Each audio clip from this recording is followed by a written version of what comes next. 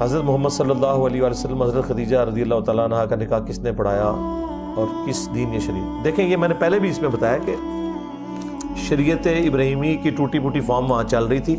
دوسرا، شادی ایک سوشل کانٹریکٹ ہے، اس کا ریلیجن سے کوئی تعلق نہیں ہے. اگرچہ ریلیجن میں شادی ہے لیکن کئی نان مسلم جوڑے جب مسلمان ہوئے نبی علیہ السلام نے یہ نہیں کہا کہ تم کافر تھے تو اب دوبارہ تجدید نکاح کرو.